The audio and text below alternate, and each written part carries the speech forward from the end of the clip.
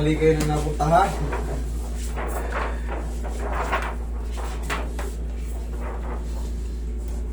Cervical.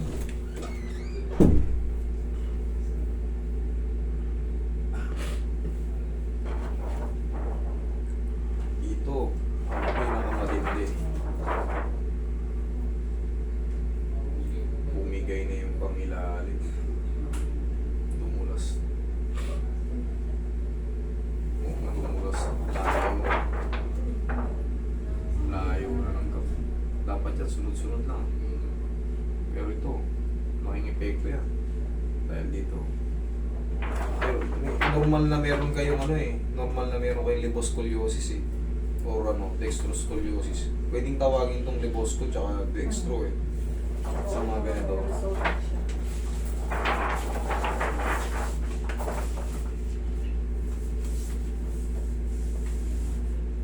Yan ang liboscoliosis. Pwede kasi siyang tawagin ano, hanggang pag umabot kasi sa thoracic, pwede siyang ano, pero kadalasan talaga yan libosco sa baba. Yan, liboscoliosis. Ngayon, siyempre pag may ganito tayo, tapos siyempre, hindi naman natin maiwasang hindi magkaroon ng trabaho sa bahay. Kahit mga palabalaba lang, may binuwag ka ng konting timba, maaaring sumakit yung balakang natin. Kasi, pag mayroon tayong liboscoliosis, sa lumbar problem, ang nagpapatayo sa atin, mabilis siyang makompress. Kasi nga nakaganon eh. Nakaganon. Tapos, pag umiidad tayo, mayroon tayong tinatawag na degenerative change. Ayan. Degenerative change of the spine. Bakit? Bakit nagkaganon? Siyempre, kung sa labas, tumatanda tayo, kumukulubot tayo. Pagdating naman sa loob ng katawan natin, yung mga joint-joint natin, yan naman, unti-unti nasisira. Kaya iba, may arthritis, iba. Ayan, ito naman sa ano, sa mga lumbar. Sakit naman ng balakang.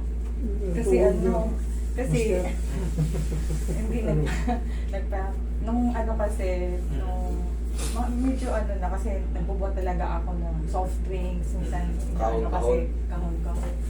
Tapos ito ang nararamdaman ko muna. Ito. Tapos sumasakit. tapos nagpa-PRP ako ng May 1. Kaya Magkano yung PRP ngayon para sa kalaman ng lahat? Hindi, depende kasi doon sa ano. Kasi ang dami nagtatanong kung magkano yung... Hindi, ano lang, kumbaga Hindi kasi doon sa estimation lang. doctors, ano. No. 45. Procedure pero hindi normal yung procedure na gano'n eh. Yung iba kasi, ibang ano, Oo, hindi kasi gano'n. siya. Sinasaksakan lang yung PRP. Sa kanya kasi kaya mataas, siyempre. Ito ngayon sa inyo, meron din kayong cervical spondylosis. Ano yung spondylosis? Okay, straightening yung cervical spine, curvature. Ayan, yung spondylosis kasi, unti-unting nasisira yung disc natin. Siyempre pag nasira yan, katulad yan, nag-i-straightening kasi nga, dapat yan talaga, parang medyo ano yan, medyo may lande ng ganun konti. Yung medyo may, yan, po, siyempre, ganun din, mako-compress din yung, meron tayong mga tinatawag na spinal nerve. Kaya minsan, nasakit yung pagganito nyo.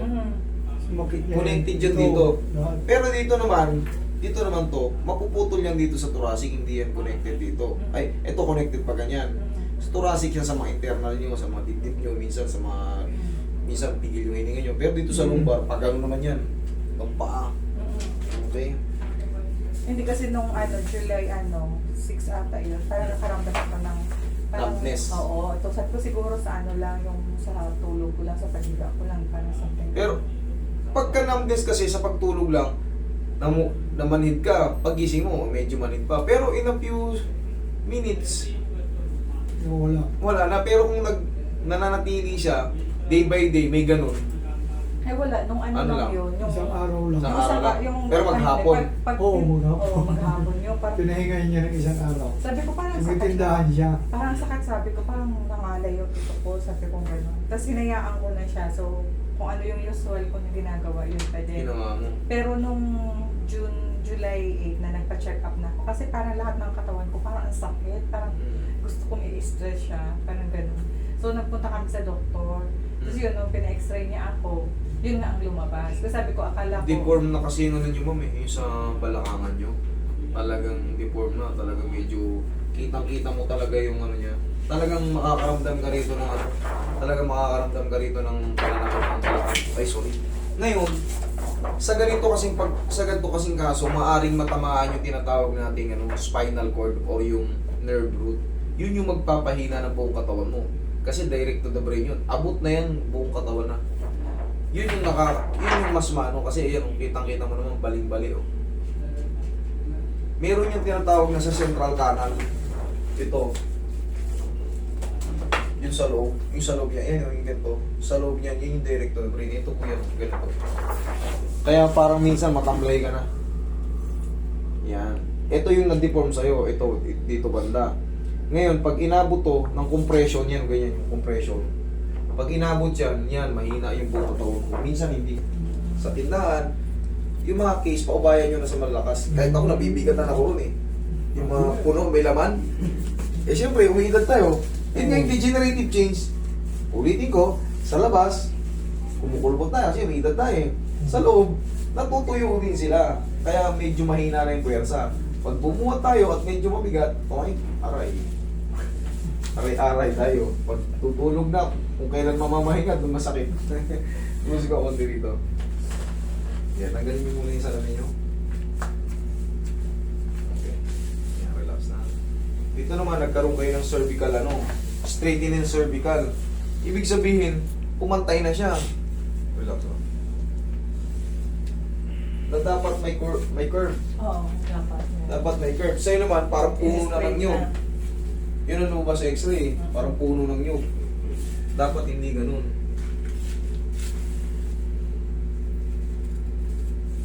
Okay, higa kang patihaya na.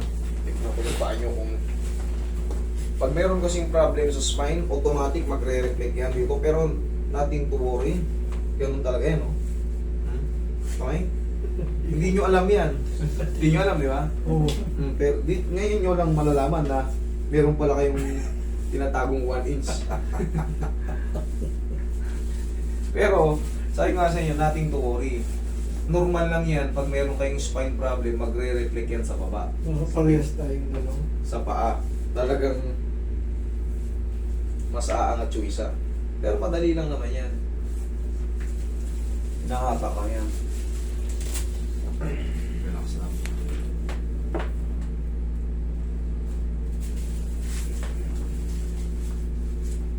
Kahit mas mahaba to, hinahata ko pa rin to kasi magbabalance pa rin yung dulo.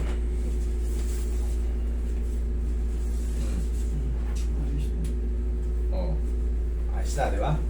Ganun lang, di ba? Napaka-easy lang, kaya nating tuuri. Walang masakit. Oh, tagilid. Sa akin dito kasi inaano ko na eh. Kumbaga, wala na secret. Pinakikita ko na kagad sa inyo. Kaya gusto ko sa inyo mag-video pa kayo dito eh. Para makita nyo talaga yung procedure, yung kompleto. Inaano lang namin, ine-edit lang namin yung minsan yung siyempre, ay galing kami galing kami sa hospital na ganito. Diba? Para hindi rin nakakasama ng damdamin. Tama. Baka yan, hindi kayo naayos doon. Kahit ganun din dito, kung hindi kayo naayos dito, nobody's perfect eh. Pero sana maayos ko kayo. Halos naman lahat.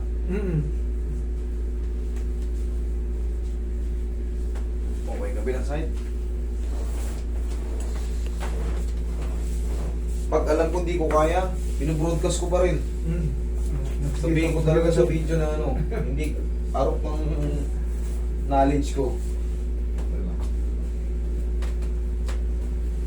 Yung iba kasi napapabayaan na eh.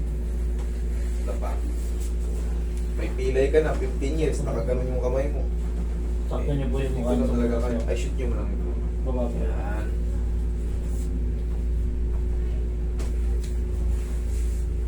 Relax na. Ilan taon na kayo ngayon, mami? 57. O, bata pa pala si ma'am. Bata pa pala. Wala pang senior eh. Wala ba? Pero mag-antay kayo sa siyempre, pag senior citizen age, mas magiging weak pa tayo ng paunti-unti habang umiidad tayo. Basta pag mabibigat, kunyari case, muna, kahit pa apat-apat, buhat na lang ng May buhay tatlo-tatlo. naman. Ay pala, may buhay kayo eh. Huwag yung iasa sa balakang nyo kasi pag bumigay yung balakang nyo, katulad dito may Mahirap. naku, malulumpo kayo, promise. Unti-unti, pag namanhid na yung buong paa nyo, doon na kayo magsisimula malumpo kasi hindi nyo na maramdaman yung paa nyo. Parang hindi nyo na itatapak. Parang mapipilantod kayo kasi ang dami na pumunta niyan dito. Nakakapanghinayang. Kumbaga hindi ko naagapan. Ako nangihinayang.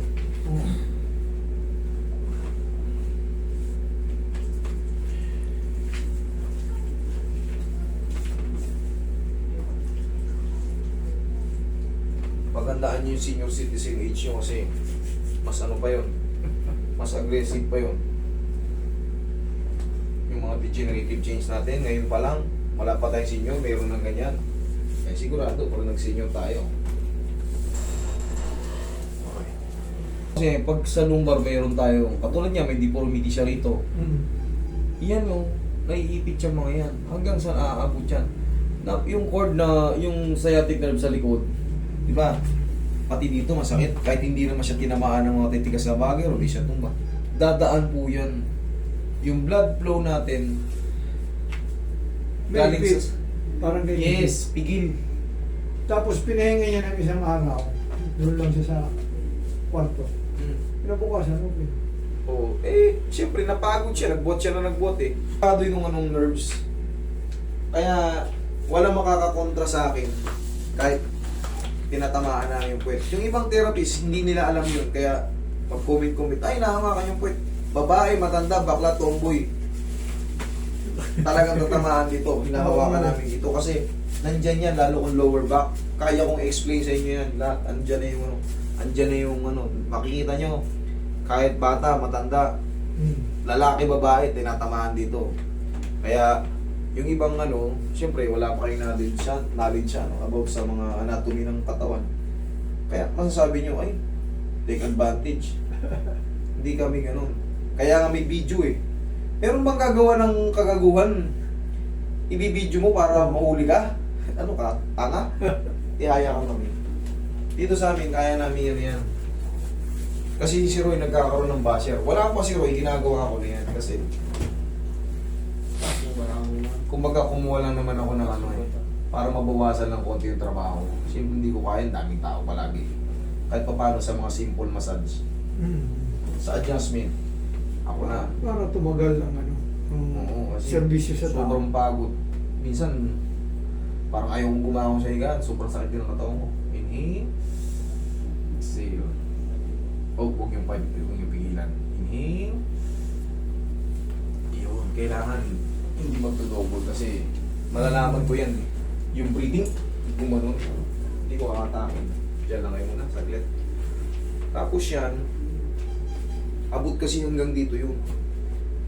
Tapos yung sa mga pagbubuhat nga, mami, medyo ano, yung mga mabubuhat sa paalat.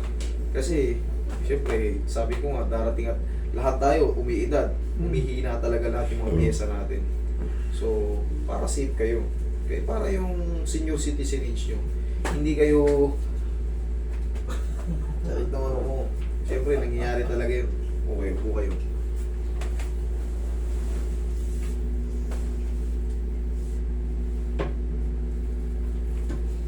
Maraming pumupunta rito, umaabot sila ng 78, 84. Pinakamatanda akong pinarati rito, 84. Pero malakas pa.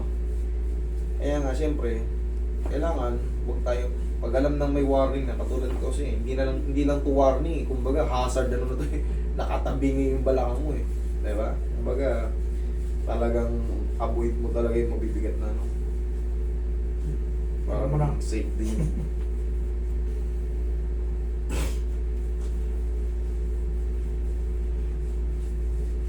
Ngayon, mami, dito kasi hindi ako nagbibigay ng ano, ng program. Kumbaga yung 8 session, 10 session, 12 session. Dito, kung may pain pa, bumalik lang kayo. Automatic, nakabook na kayo. Martes ulit.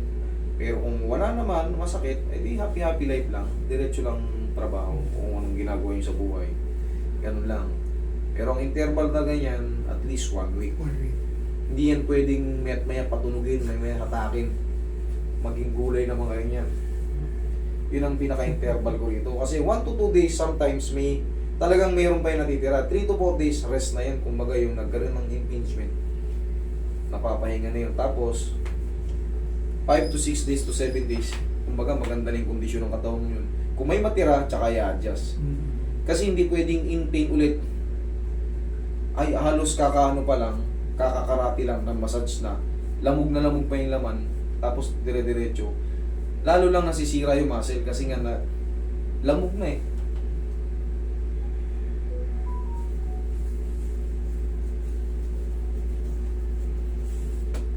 Kaya kailangan tamang rest din. Dito, pag sumasakit yung mga ganito nyo, katulad niya, meron kayong ano sa leg.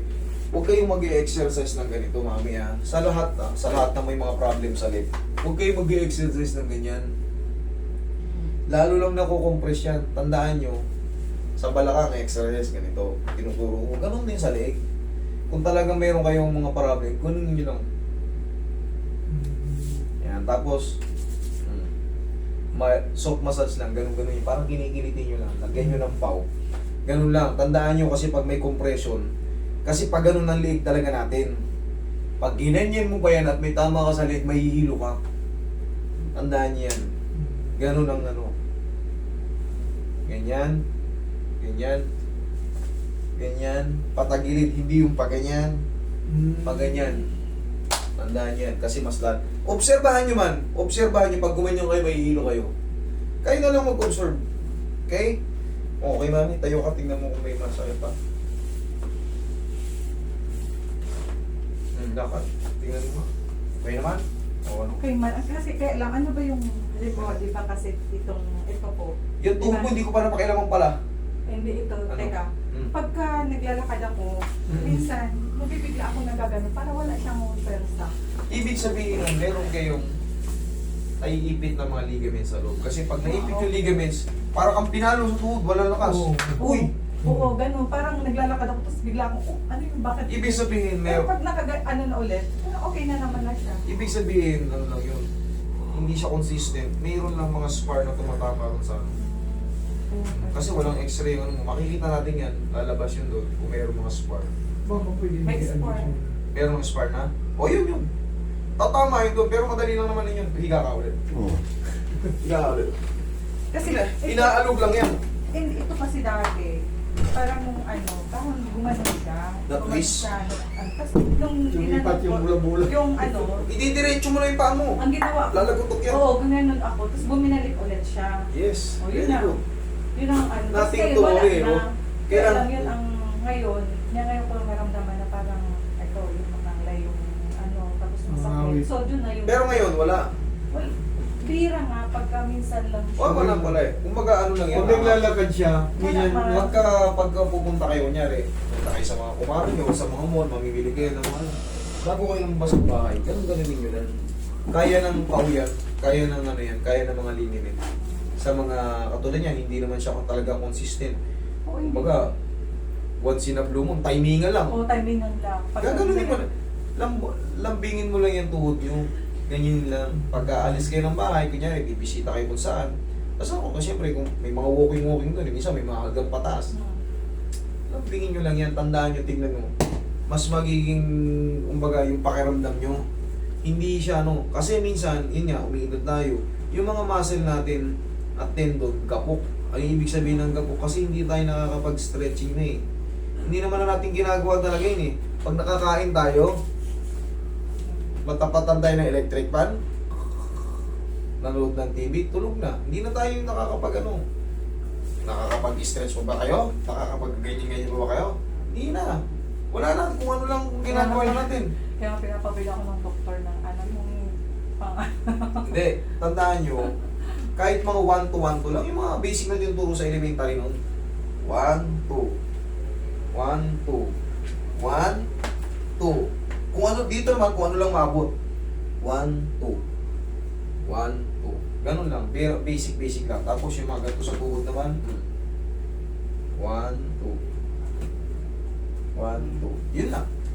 Hindi nyo kailangan mong magtatagal, hindi nyo na kailangan yung mga extreme na kung ano-anong stretching. Tuloy na sobrahan yung stretch, masakit yung singit. Okay? Hindi na i-adjust. Wala namang masakit eh. Oo. Dito.